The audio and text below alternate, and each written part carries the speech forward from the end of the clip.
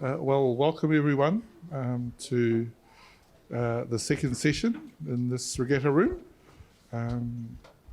First of all, I'd like to acknowledge Ngāti Whātua's welcome this morning to us all and to this space and to the land that we are on, and acknowledge that. But before I begin with formalities, mā lo lava le soifo ma le langi mā i nei Ta'alofa, Malolele, Aloha, and Kia ora.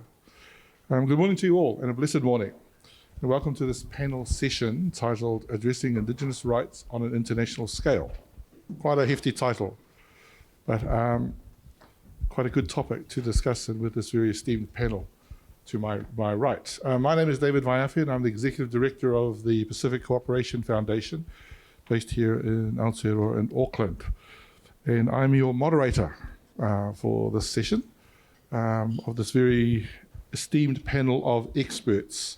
And as we're going to be talking about Indigenous rights and contributions to Aotearoa New Zealand and its policies and views, this panel I have to my right consists of two wahine toa and a tamatoa from very broad and powerful backgrounds and spaces that they work in and continue to work. So let me introduce the panelists. On the very right, we have Carrie Stoddart-Smith.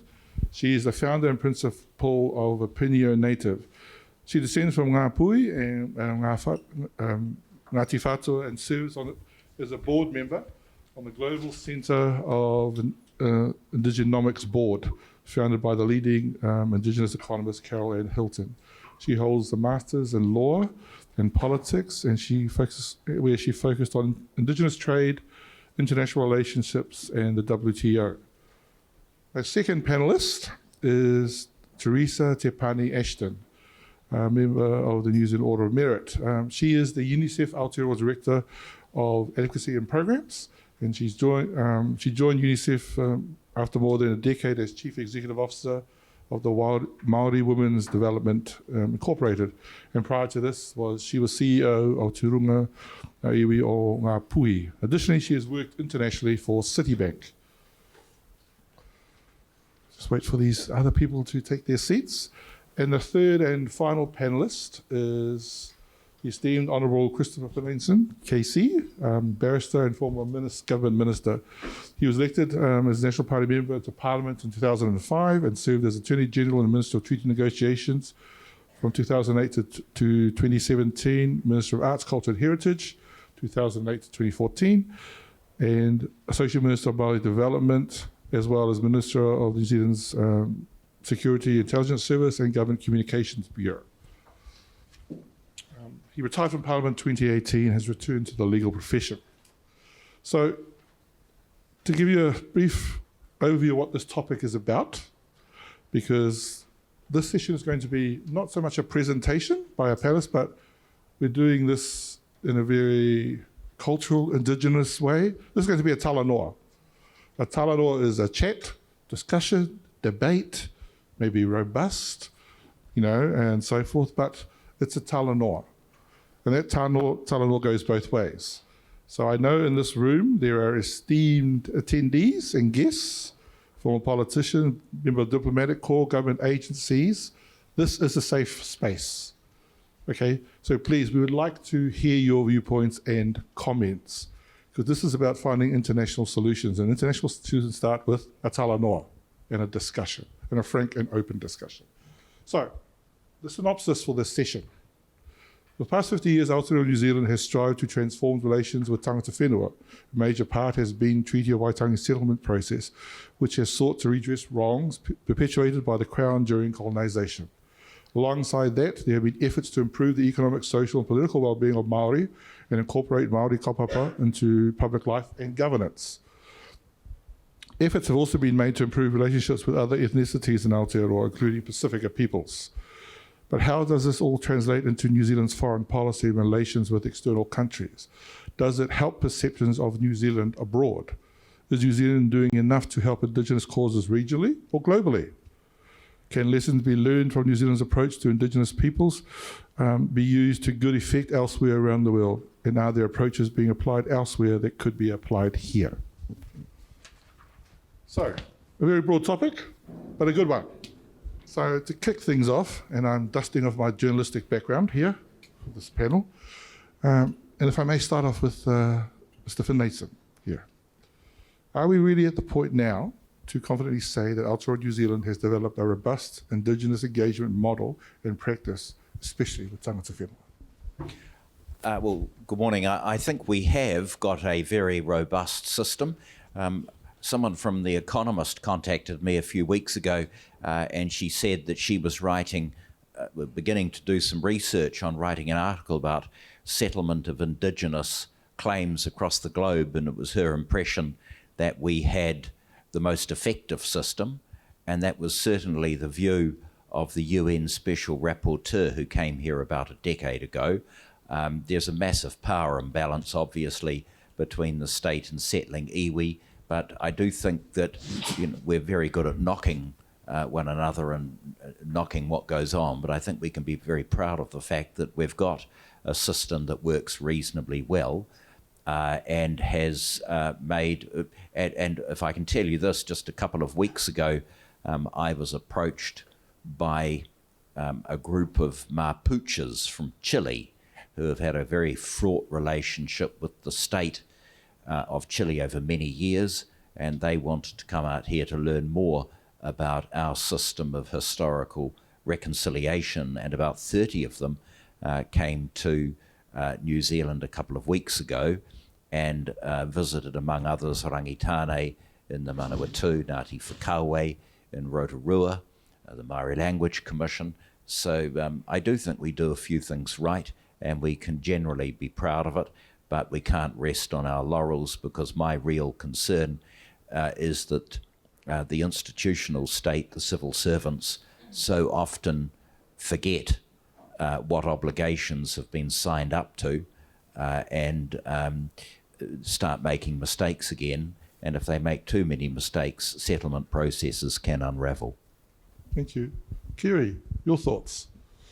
I'm the same and agree with Chris. I think the government is doing relatively well in terms of its engagement processes with Māori. We have set up now Te Taumata, a Māori Trade Advocacy Board, as well as Ngā Tuki Whakarururanga, which is also a trade advocacy board, both focusing on different aspects of the trade space, but both really strong advocates of ensuring that Māori have a voice into trade agreements, but also into the implementation end of trade. That's not to say that some of the engagement processes themselves aren't flawed, but it's just to say that there are at least groups that particularly MFAT now is engaging with to make sure that Indigenous people's voices are heard.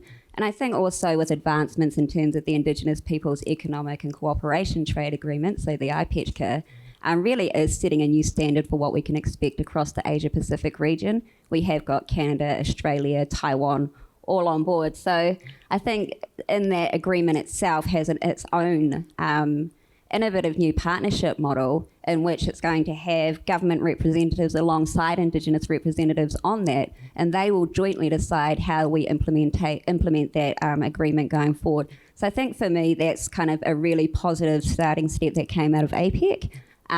We've also introduced new chapters into recent trade agreements, and these also include representation for Māori on some of those implementation advisory boards that come in. That's, again, there are still problems that can't fall out of those institutional mechanisms that we can discuss a little bit more later if we need to. But overall, I think we are making positive steps as a country, and we are showing kind of the rest of the region and the rest of the world what's possible when you choose to engage in a genuine way with your Indigenous populations. Teresa? I was going to say absolutely yes to what both Chris and Carrie have said. We've come a long way. I mean, that's absolutely sure. But as a chair of my own iwi, I'd say that there's a few more steps to take.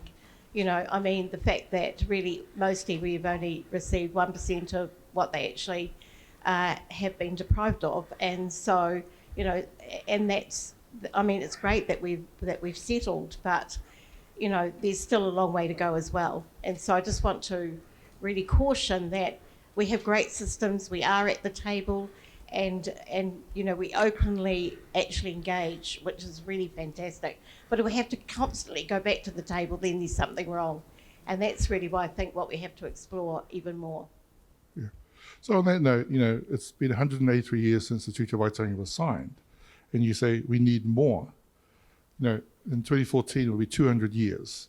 Will Aotearoa have achieved settlement across all iwi, or is that just the first step of something more to come after? For me, I think settlement is one part of it, but equity is the other. And so we have a long way to close the gaps. And really, even though settlements occurred, that responsibility doesn't sit with iwi alone. Most definitely it's with the government. And so those are the things we have to remind ourselves, that settlement is about really repairing an injustice.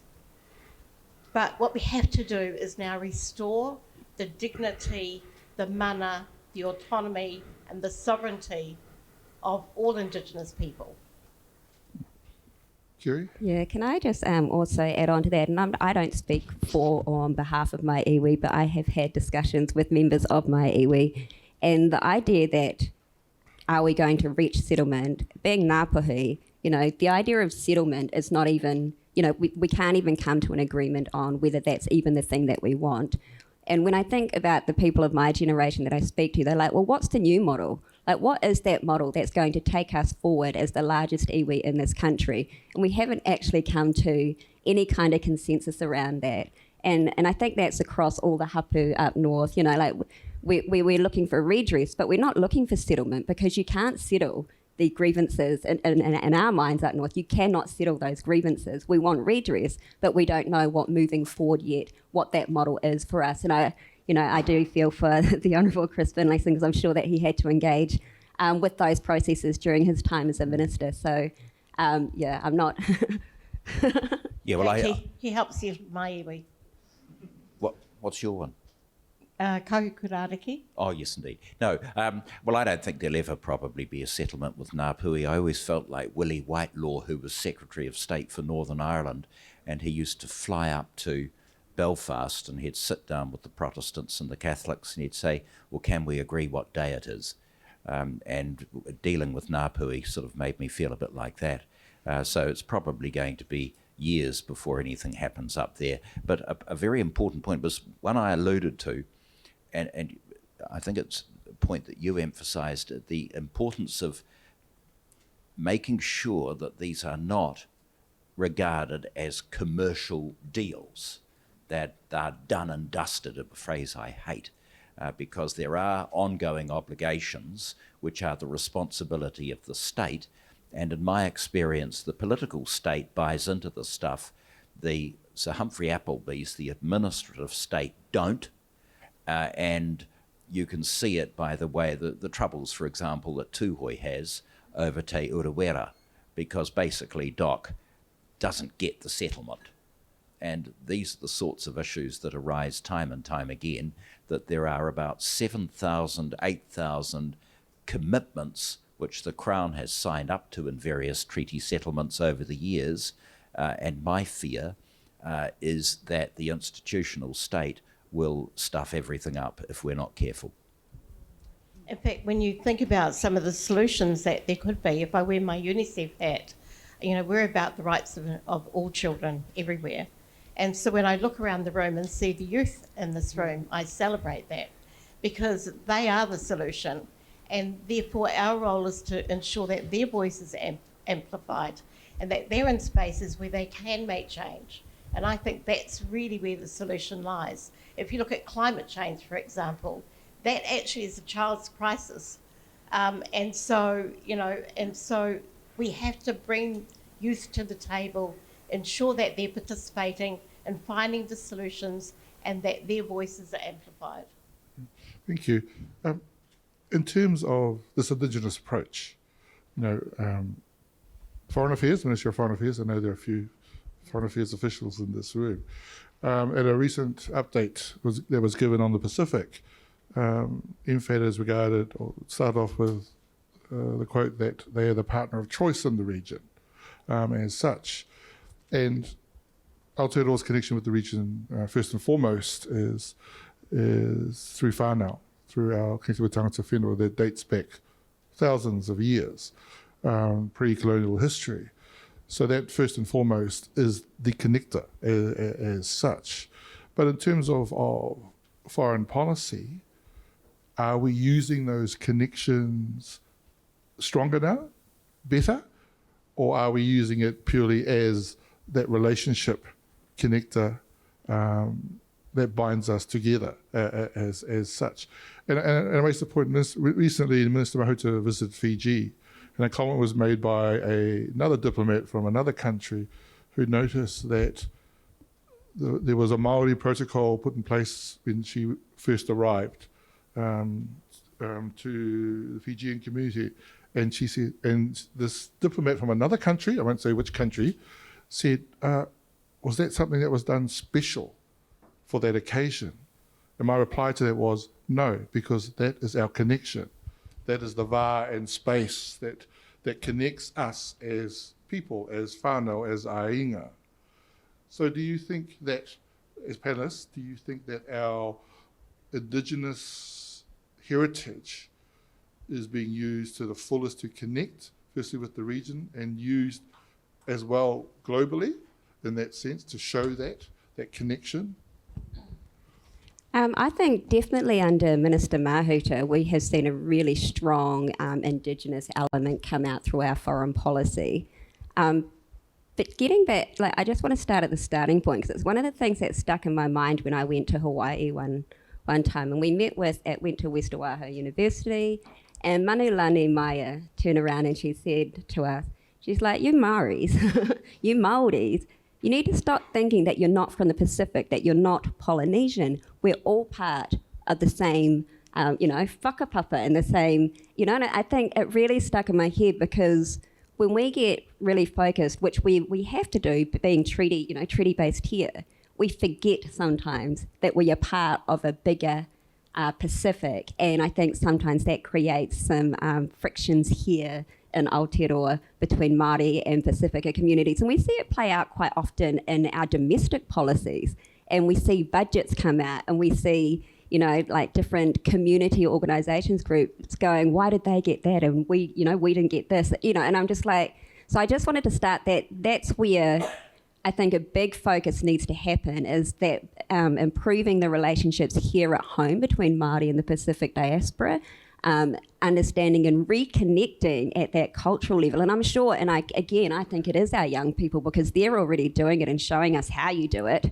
And I think then when we start seeing it emulated at those really senior levels, that's when we can start seeing how these things can start to play out and benefit. Because I've been on a trip with Minister Mahuta, and it wasn't to the Pacific, it went further out over to Dubai. And the response she got there was incredible, because she was able to speak to whakatoki. So she was speaking about meaning, she was speaking about gifting, about ancestors, about nature, about natural environments, and was honestly had what we were told was a surprisingly warm welcome into Dubai. So it was, when I've watched her foreign policy and starting to see, having gone out to some of MFAT's posts offshore, seeing the pride they have in being able to put forward that Māori, and also they put forward the Māori and Pacific aspects of New Zealand's culture, I do think that it does make a difference in how they're able to engage,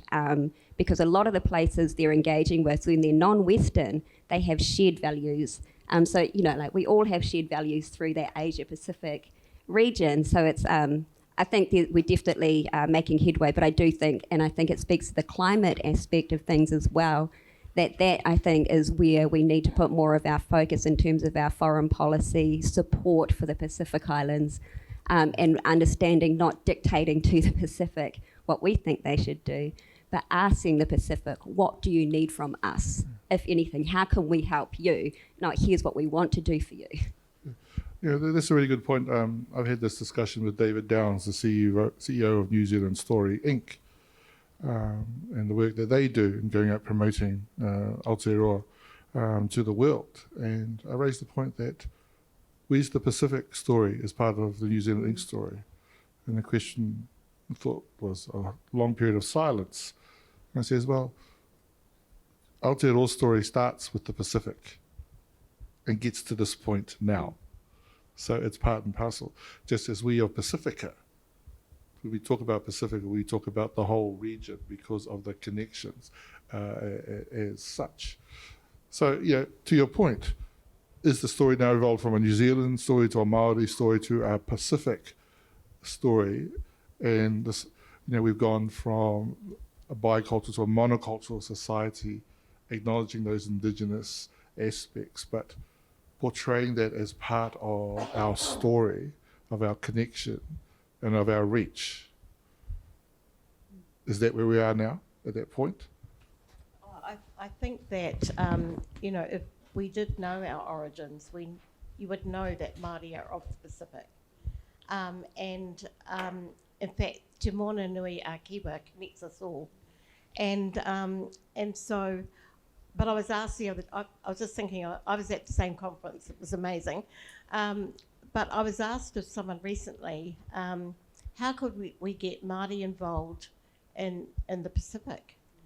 Would they donate and do philanthropy work, etc.? And I said, well, what makes you think we don't?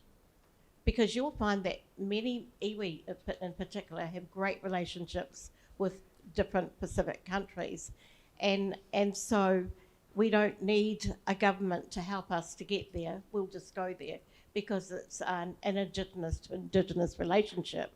And so I think that's our right. In fact, when we were in Dubai, the indigenous people were naturally attracted to us because we have this, seem to have, well, we all have the same story. The colonisation story, that's the commonality of all of us. But also we speak the same language of celebration, of manaakitanga, of, kaitiakitanga, everything. And we all love food. It's all those sorts of things that just bring us together. And I think that that's very true of the Pacific. However, I think that we could do a lot more here in New Zealand to connect ourselves better. I think we do it great when we're in the Pacific, but we could do that more here in New Zealand, most definitely. And I know through UNICEF, we have a huge job to be able to grow our domestic content with youth. And in order to do that, we have to work with Māori first to really, really hone into the te tiriti and ensure that our organisation is aligned with that tiriti in every way possible. And then engage with Māori in a more meaningful way and in a partnership way as well. But in order to do that as well, we also need to connect with our other Indigenous brothers and sisters. And so, because we are all of the same indigeneity that connects us all. And so I think we've got a lot of work to do, David. Very much a lot of work to do. Yeah, I just want to sort of, not exactly roughen up the discussion, but I think there's a danger we can just sort of express warm feelings all morning. And I think that there is one point where MFAT specialises in superficiality and doesn't knuckle down and get into the hard issues. One area that, and where I think New Zealand could take a real lead in Indigenous rights, and that's in the area of intellectual property. Let me take you back to when I was negotiating with Ngāti Toa Rangatiratanga, and one of the issues that arose was protection of the Kāmati haka, and how you're going to recognise the authorship of Te Rapraha and ensure that the rights of Ngāti Toa are recognised. Well, as you well know, copyright law starts at the international level with the UCC or the Berne Convention, and it's given effect to by local legislation. Our copyright legislation is hopelessly out of date. It dates from the pre-internet age of 1994. But in the course of those negotiations, I became very interested in the whole issue of protection of traditional knowledge and protection of traditional cultural expressions. and went to the World Intellectual Property Organisation in Geneva, which has been looking at this issue for some time. And I don't think New Zealand's ever taken a leadership position on those issues and pushed for an international convention that deals with protection of traditional cultural expressions, TCEs, much less traditional knowledge. And I think there's a lot more that could be done, but MFAT and MB, that sort of monolith in Wellington that deals with everything from immigration to commerce, hasn't really knuckled down and done much work in that area at all, and I find that very disappointing. And I'm talking about, I was negotiating with Ngāti Toa on these issues in about 2010, and we're almost in the mid-2020s and nothing really has happened. So on that point, traditional knowledge is now being used more and more as part of negotiations, as part of development deals, as such. But if we're doing that on this side, and you're saying that we're not protecting it on this side... Well, there are gaps in the legislation, and you start with, at the World Intellectual Property Organisation, and we have representatives in Geneva. I think they may go into WIPO once every few years. And then what they need to do is do some hard work in the area of how do we update our intellectual property laws to recognise these indigenous rights. And I went as far as I could under the existing legislative framework to provide as much protection as I could through sui generis legislation over the Kamati Haka. But there's a lot more that really could be done if MFAT and other civil servants knuckled down and did some work with WIPO to try and get to a position where we can get a clear international consensus on protection of traditional knowledge and traditional cultural expressions. Well, you raised a very interesting point there. To some of us in this room, we may not have known that, but, the protection of indigenous knowledge is paramount to the survival of any culture and so forth. And that's to the point where, in case with the Pacific, when we look at New Zealand's realm countries, Aotearoa New Zealand and the Cook Islands, most of their populations live here. They're losing their languages. You're looking at the countries in further north like Tuvalu and Kiribati who will lose their lands to climate change. They will be the first environmental refugees within the next 50 years. What happens to their technically sovereign lands that'll be underwater? Where are the discussions or the solutions to these problems when the islands disappear and all there is only left ocean? Is that patch of ocean still theirs? What are their rights to that? You highlight some interesting points that while all this is happening at this level, New Zealand's engagement and so forth, this is other stuff further back that needs to be tidied up. And it raises a good point, good segue into the question about international knowledge. When MFA gave an update a couple of weeks back, the comment was made about listening to what the islands wanted in terms of development, in terms of their needs.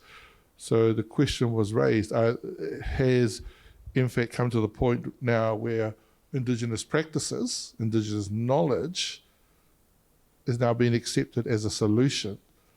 Prior to that, it had been, this is the Western model of how to solve this problem, and this is how you should do it, as such. So,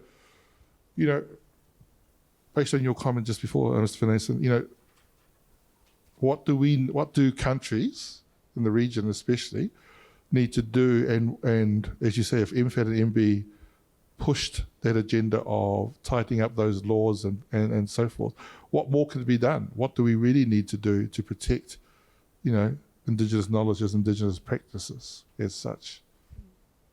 Oh, well, I just gave a practical suggestion that MFAT could do some work with WIPO on a discussion that's been going on for many, many years and help bring it to closure, because I see significant gaps in our intellectual property law which need to be addressed at the international level first, and then brought into domestic legislation, because you can't unilaterally do a lot of this stuff. As I say, I went as far as I could with the Kāmati legislation, but it requires a significant contribution and a substantive contribution by intellectual property lawyers and experts within government to start to address these matters. And if we did that, collaterally, there could be very real benefits in some of the areas you have been talking about for the Pacific Islands. Carrie? Yeah, I did just want to say that the intellectual property issue is actually like one of the biggest sticking points for Ngātoku Whakarururanga, and for Te Taumata and for iwi chairs and for, and it stems from the Y262 Waitangi Tribunal called Aotearoa Tēnei. And I think that Chris is right. I know that Professor Jane Kelsey has, long said we need to go back to WIPO and address where we got things wrong in the start. But even now, when we come to agreements, like trade agreements, for instance, one of the things we are consistently told is that what we negotiate into these trade agreements cannot jump ahead of where our domestic kind of legislation is. So we're always, always banging heads on that issue. So one of the ways that we've been looking at how do we address these things is for to introduce carve-outs into different sections, and so legal carve-outs for legitimate public policy objectives.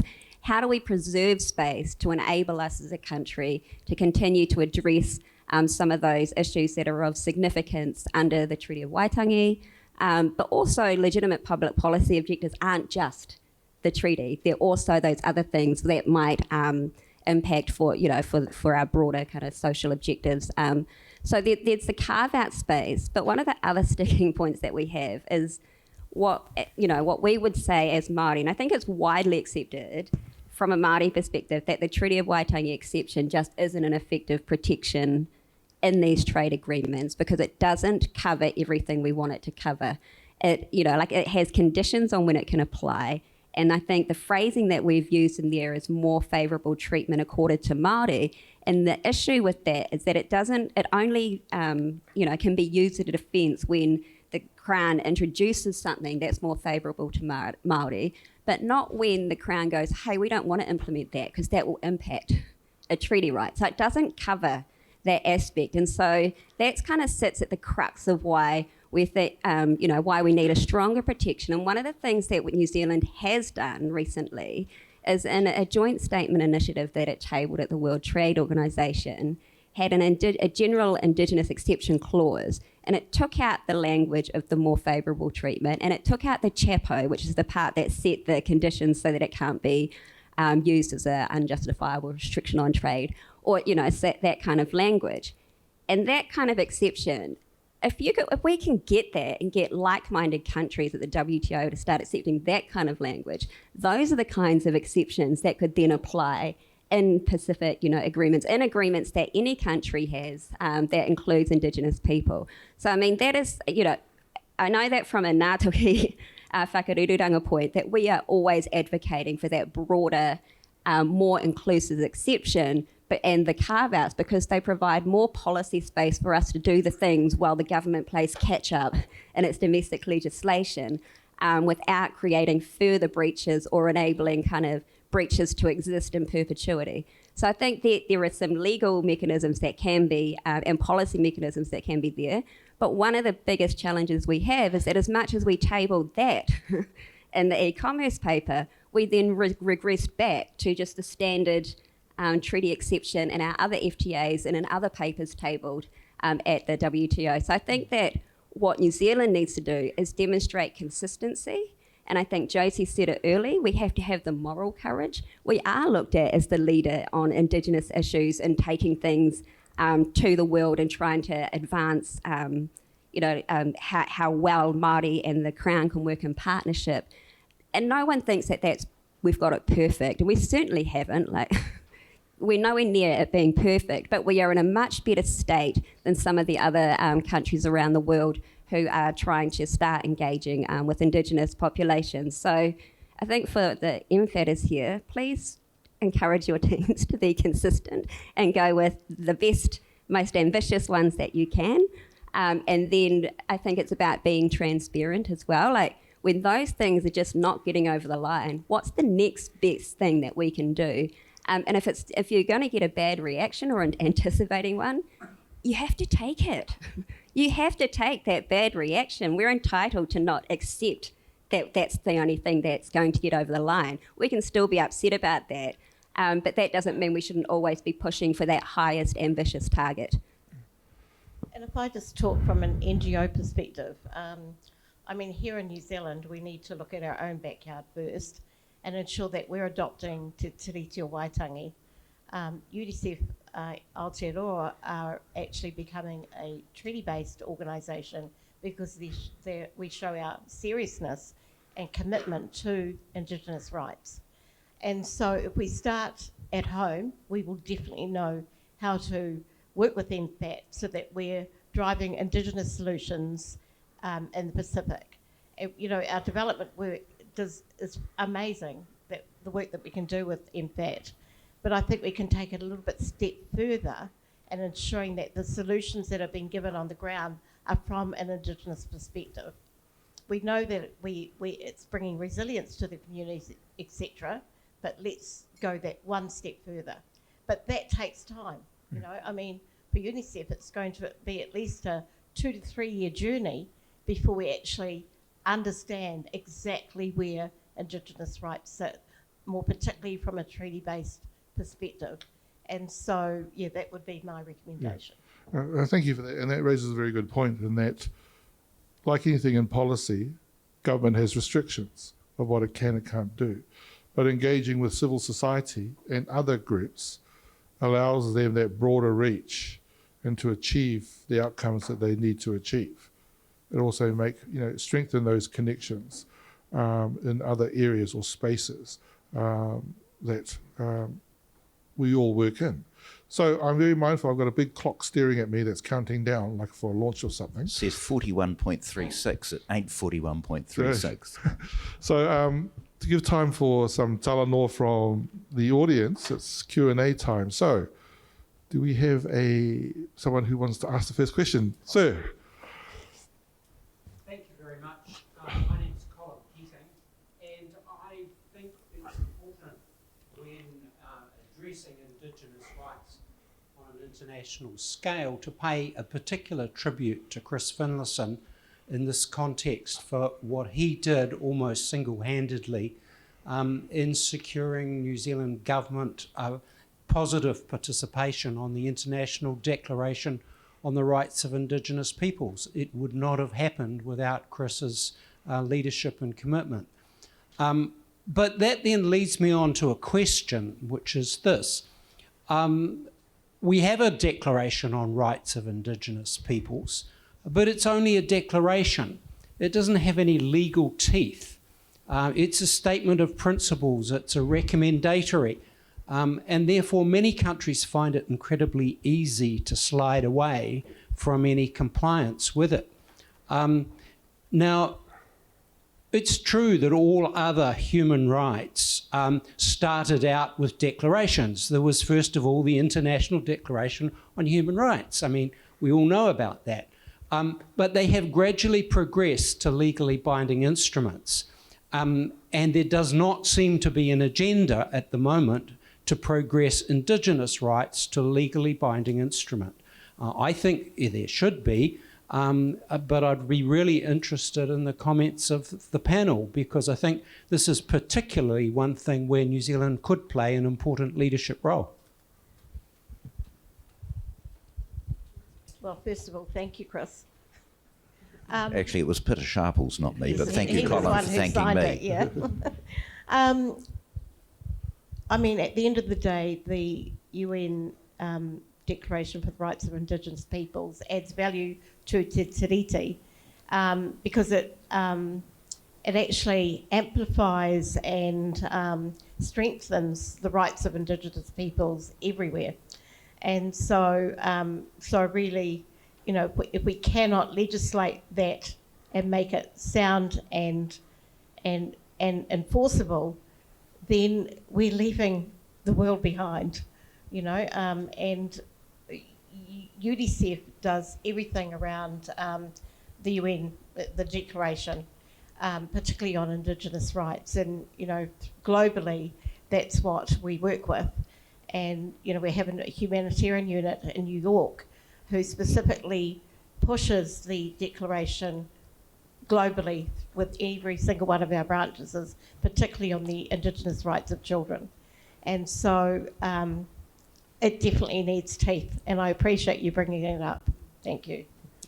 I also agree that it needs to have more legal standing.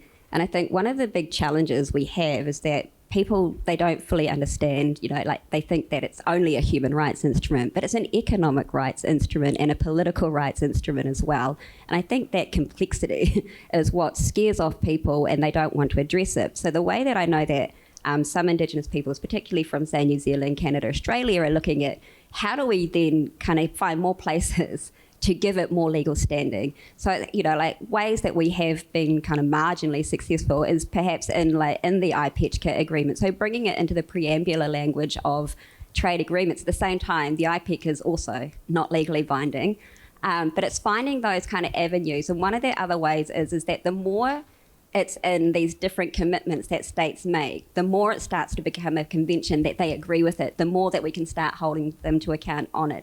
And I know that sounds really optimistic. I am the glass half full kind of person. But I do think that it is really about, firstly, trying to shift minds. So what we've had is a lot of external resistance to Indigenous rights, say, in the trade space. And I know that even those countries where we enjoy really strong cultural and commercial relationships with them, you know, for instance, China, Japan, Malaysia, it's been quite challenging at the same time to get their support when it comes to including Indigenous aspirations into a trade context, because they are the kinds of nations, because they've got their own domestic sensitivities around that. There's not the political will, despite there being a relationship there. And so one of the ways that, you know, like we do need to do some work on how do we make sure that we're bringing that culture to culture connection together to help bring some of those countries that could have kind of a stronger influence on some of the broader regions. I know that the US recently, in their USMCA agreement with Canada and Mexico, they had an Indigenous exception that they brought in there, you know, and it left open the ability to address options, you know, aspects of the UNDRIP, because it had any treaties, conventions, or whatever it was in that exception that they had toward their Indigenous people. So it gave them the policy space to do things. However, they went ahead and they did their own American Declaration on the Rights of Indigenous Peoples. So I think that one there was going to likely take probably a bit of precedence over whatever their international commitments are. But I think those are some interesting aspects that there are different ways people are using and adopting those agreements. But we definitely, you know, I'd be interested to hear from Chris actually on where he would see the legal, how we get the legal aspect. Yeah. Well, thank you, Colin, for your question. As you articulate it, my mind goes to the political season that we're in. And if you think that in this environment there could be a positive move toward giving legal effect to the declaration, I would say with the greatest of respect, think again. New Zealand First's leader, Winston Peters, kicked up a fuss and continues to kick up a fuss about the fact that Peter Sharples did sign the declaration.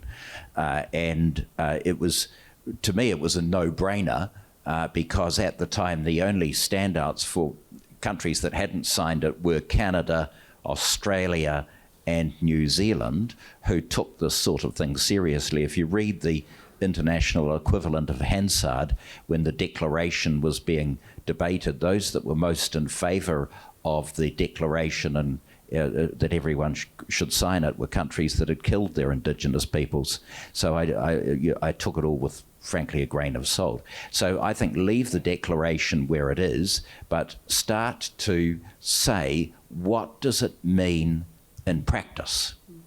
And it's like this debate we sometimes have about giving effect to the principles of the treaty. It's all very well to feel good and put that in your mission statement, and the Law Society is talking about it in terms of all lawyers are going to have to observe the principles of the treaty. But to me, that's meaningless waffle. What does it mean in practice?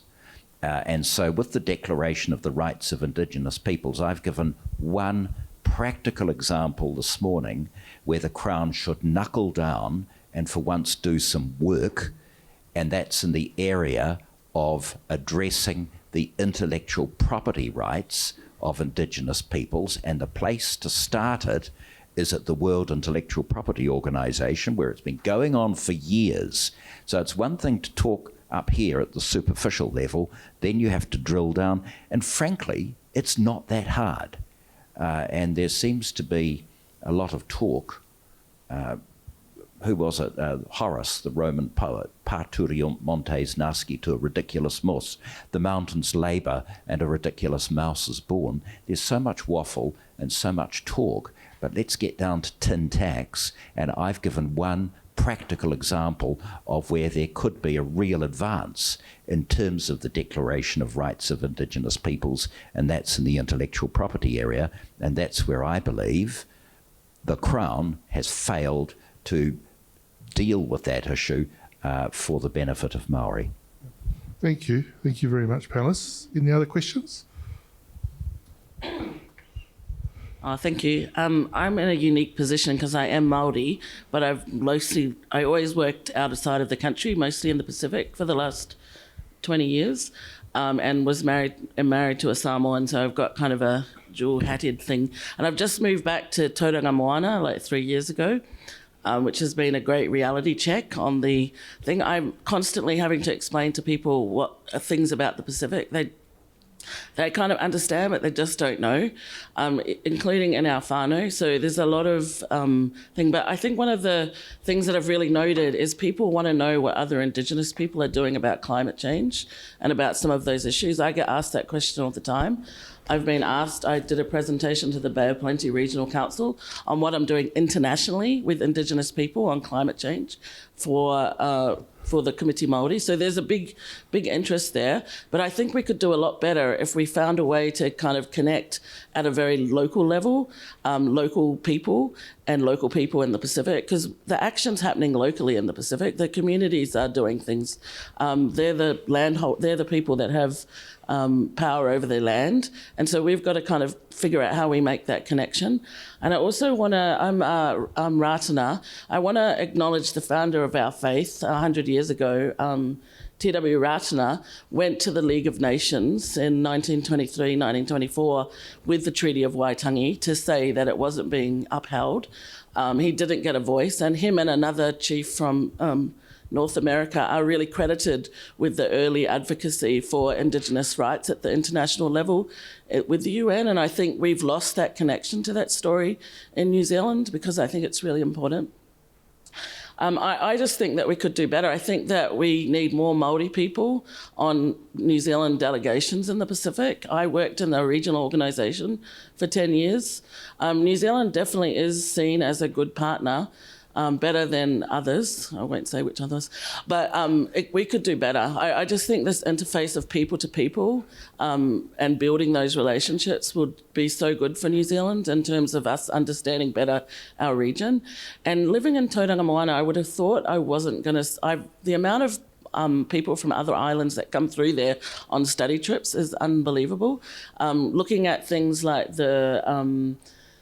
how we're doing housing and the cancer stuff that we have going on there, and also invited to things with ministers from Fiji, etc., because they're coming with the regional worker scheme. I think we haven't done enough even with that to not have people come just as workers, but to think about how that wraps around better. And there is a land trust in Tauranga that's trying to do that more. So let's find those good examples and do more of those.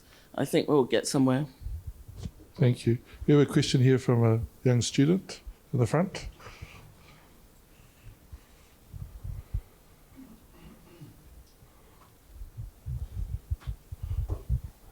Hi. Acknowledging New Zealand's historical culture shifts, especially with colonization, and then again with immigration and the historical dichotomy between the Crown and indigenous Maori people, and now a modern institutional shift towards incorporating more Maori values. I just wanted to know your thoughts if that means a move away from a more dominant Western culture, and your thoughts on the current relevance of the Crown and Western culture on New Zealand as it changes towards a more indigenous institution. Yeah, I think there's like quite a few nuances that are happening at the moment. And I think what we've seen over the years is through the Māori cultural renaissance, we saw our language get revitalised, and, you know, we saw our institutions start to come to the fore, so with our kohanga and our kura, you know, and we started building our own kind of governance structures now. But we're also now starting to get kickback from the way that the Crown has started adopting our language and our values, and whether they're adopting the values in a symbolic way that deprives the value itself of its mana, and or whether they're upholding the mana of those values. So I think it's quite a complex space.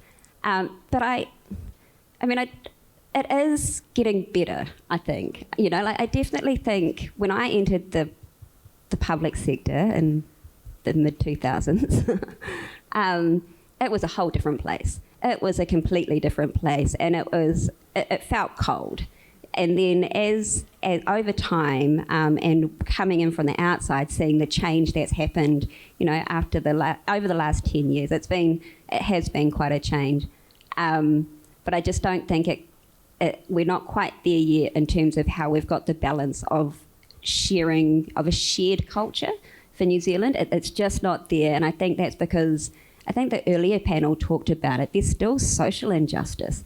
You know, there's still this poverty and equity issues that are still impacting on kind of the social license that we give to the Crown to represent us as Māori. So I think there's those things that are going on. But I do just want to pass over. I know that we don't have much time, so to let others have it. I mean, I think that schools do it really well, because it's embraced and it's understood. You're taught correctly. You get the right people telling you the right things, and the great thing is that you're the future, and so you will bring that into a better New Zealand. And so, you know, so I want to really congratulate you all, and I see it in my own grandchildren, you know, where they feel valued when they go to school, because teachers are asking them advice, and, you know, was that correct? Could I do something better? And, you know, how could you help me do these sorts of things? Not that I think it's their job to do that, but at least, you know, people are making a concerted effort to do the right thing. But I totally agree with Carrie. We're not quite there yet. I think, though, that as much as we want to get it done, then we'll get there. That's a really good question. Look, that's for your generation, and I'll be dead by the time you raise it, so you can deal with that. But let me just say, there are two forces in the land that are always operating.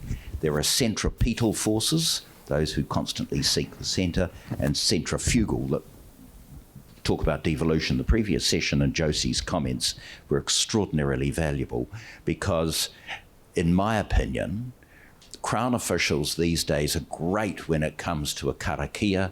They provide great kai. They can stumble through a waiata or a mihi, but they're still centripetal. They still believe the state is the fountain of all knowledge, and devolution is something that really troubles them. And so I think that these are some of and I've seen it through treaty settlements.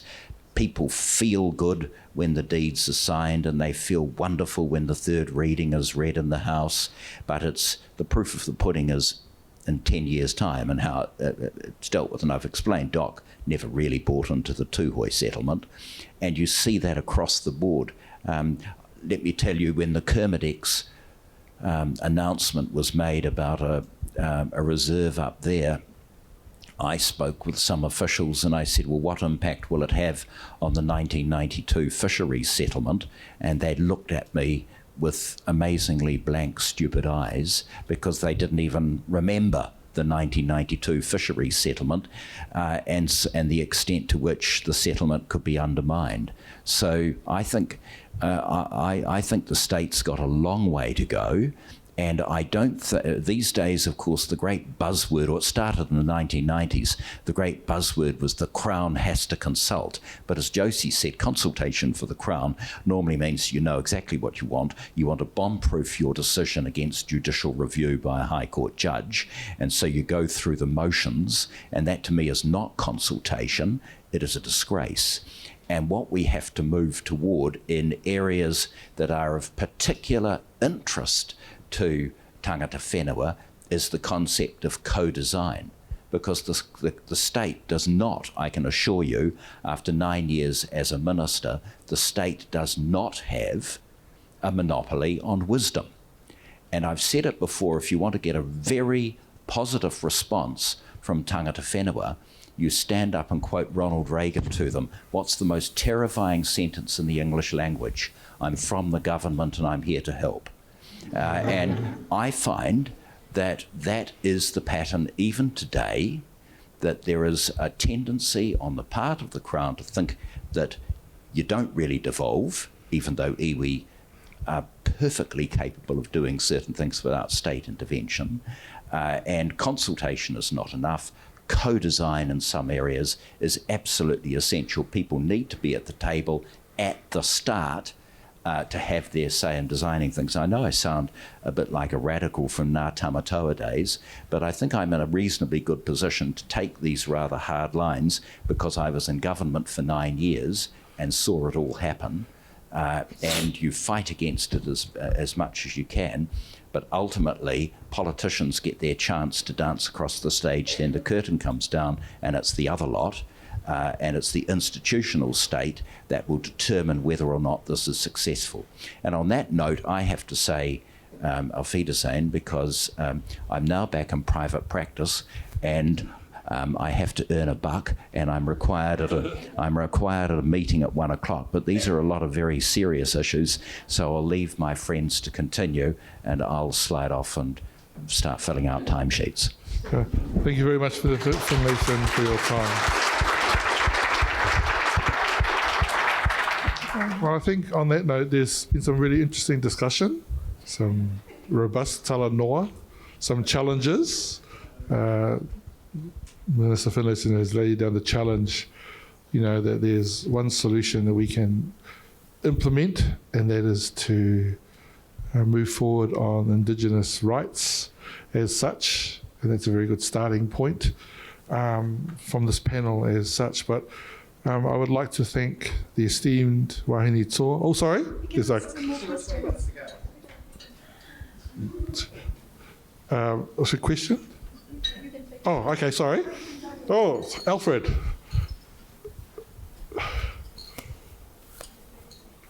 just want to acknowledge first the speakers. Thank you very much. So my question is to build on the comments that were made about the opportunity to interact Indigenous Maori with Indigenous communities in Te Moana Nui a Kiwa. And I know you've highlighted a number of opportunities around the cultural, the social, economic, but I'm looking at the political, and especially with countries or people of Te Moana Nui a Kiwa who are still struggling with decolonization or going through their decolonization journeys. And I'm referring to the Kanaki in New Caledonia and to Te Maohi in Tahiti Nui. Do you see a role for Maori in light of the journeys that you've gone through to either influence the Crown, and I think we know what the political position is of New Zealand, but to rally or to mobilize advocacy, support for Indigenous communities in our region who are still going through that journey of decolonization? I'm not sure that absolutely. I mean, from a UNICEF perspective, advocacy is our bread and butter.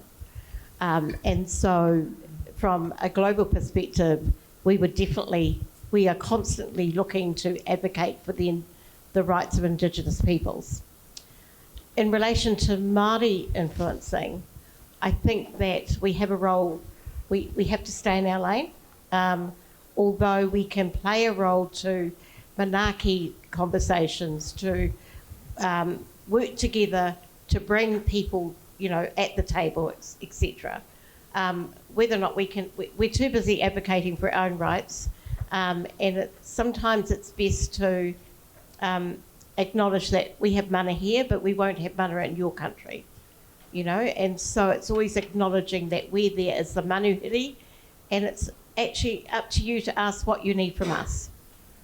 And I think we will come willingly. I'm part of the iwi leaders as well, and I know that they are chomping to the bits to come to the Pacific and to be able to learn from you and be able to, because you've been through disasters. A lot of the Pacific has been through emergencies already. For most of us, this is the worst we've ever had it, and we have to learn somewhere else. And so for us, we will be leaning on you for help.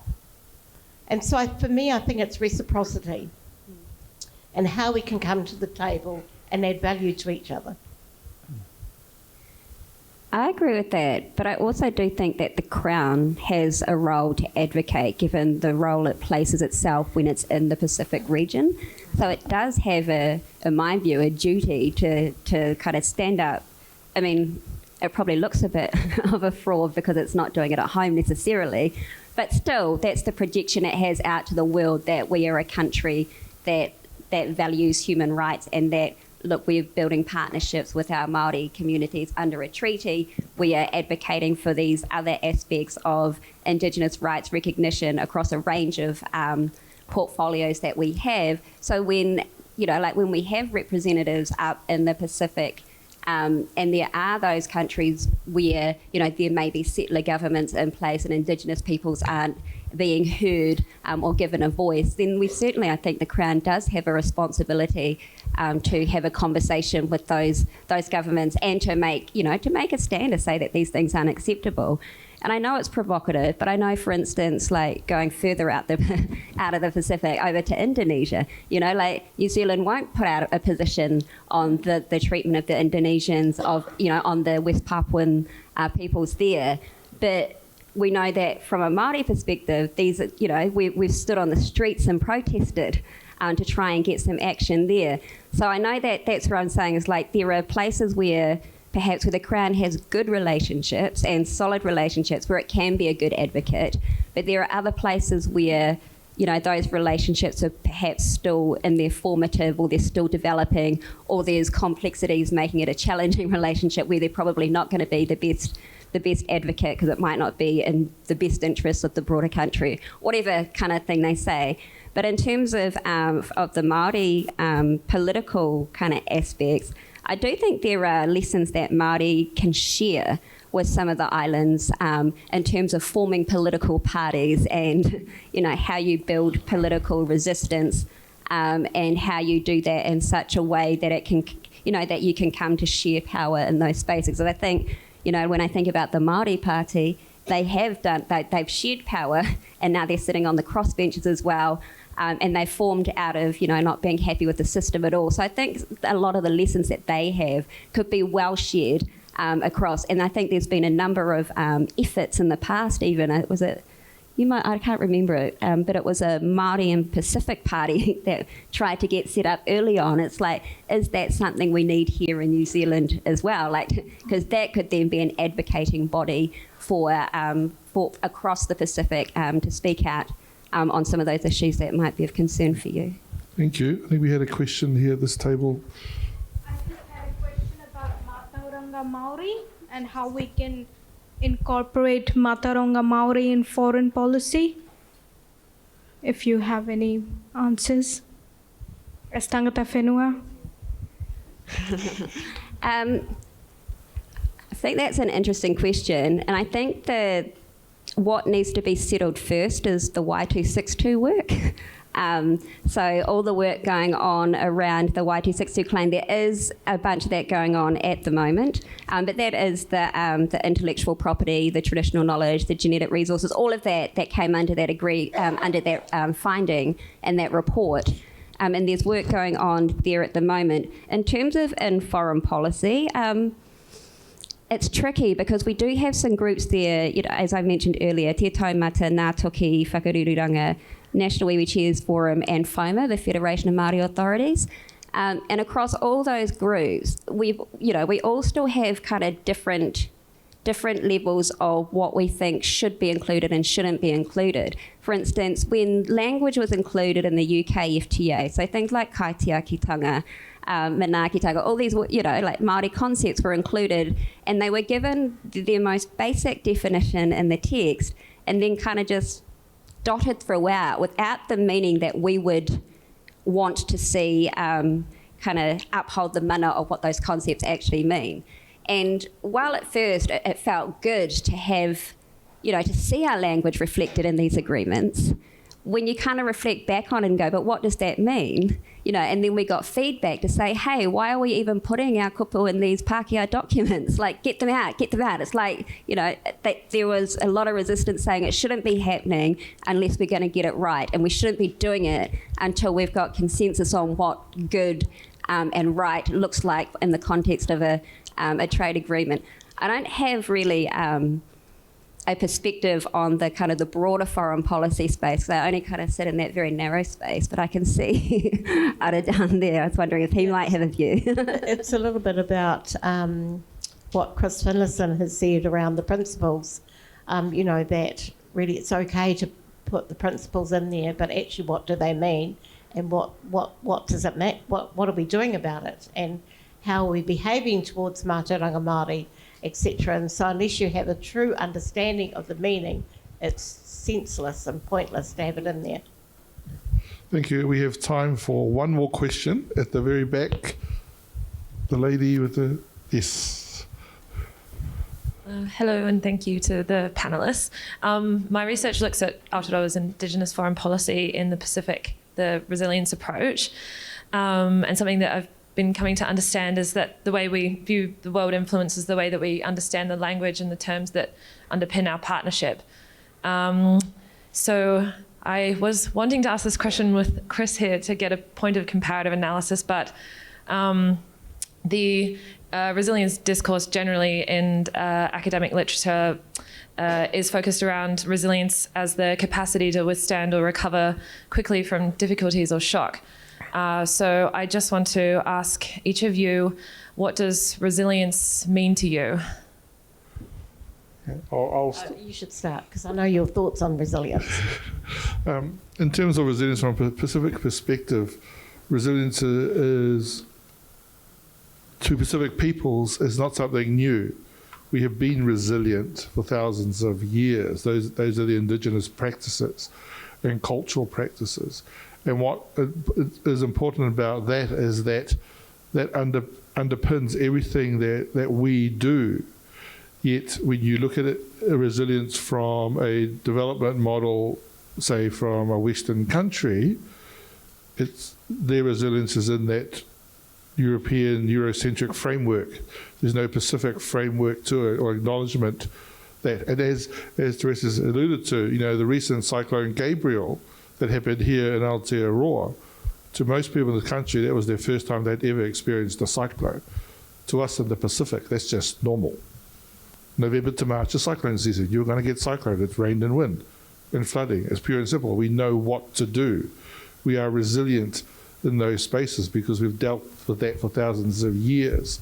So I think it's important from an academic perspective is that you broaden that academic perspective of what resilience is in Pacific context. And you use traditional knowledge holders to help influence that thinking and influence that change.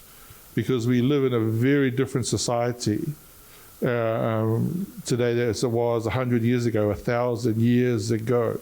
But our practices and our knowledge still remains the same as such.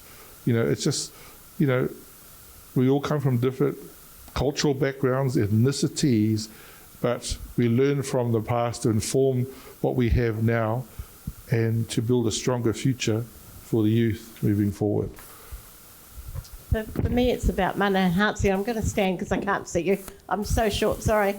But, you know, I'm actually looking at my two colleagues sitting at the back. I'm not going to name you, you might get embarrassed, but I'm looking at them. And that's their role in the Pacific in relation to building mana in communities. And they do that through the work with early childhood education and also WASH programs.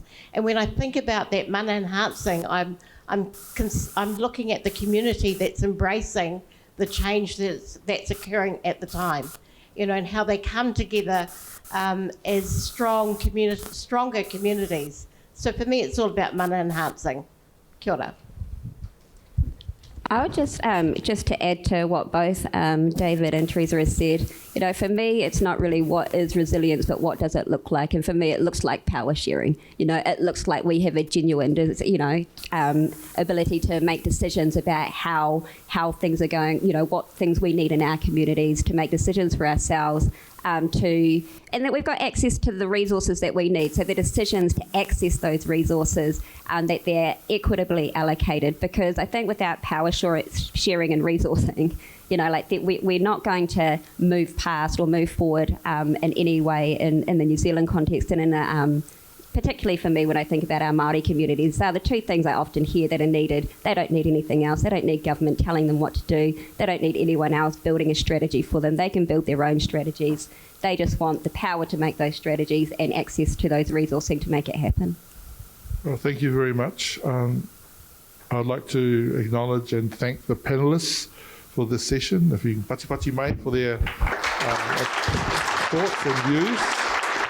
But I'd also like to acknowledge all of you in the room here for your talanoa and discussions. I hope that it's added some thoughts and ideas to the NZIIA's team and work, and to other government officials who were challenged by the former minister here, but and especially to the young people in the room. There's a Samoan proverb that says, "Le alo pule tautua," the pathway to leadership is service. And service is serving your family, your community, your village, your nation as such. And this conference is about international solutions. And as has been said before by previous sessions and speakers, is that this is solutions that you will implement for tomorrow and for the future moving ahead. And so thank you for taking up the challenge of being here, and hopefully, you know, the Youth Plus sector in this room, that's everyone over 35, can help inform and influence your decisions moving forward. So whaftai te lava and ia mana wera aso. Thank you, and I believe it is lunchtime now. So before we leave, just in part of indigenous tradition, Pacific tradition, we must bless the food that we're about to partake. So let's bow our heads. Heavenly Father, Lord, we thank you for bringing us together for this mahi today, and for the discussions and talanoa that we've had and the ones that are coming forward. We ask you to bless this food, may it nourish us, strengthen our bodies, and carry us forward to continue your work. In your heavenly name, Amen.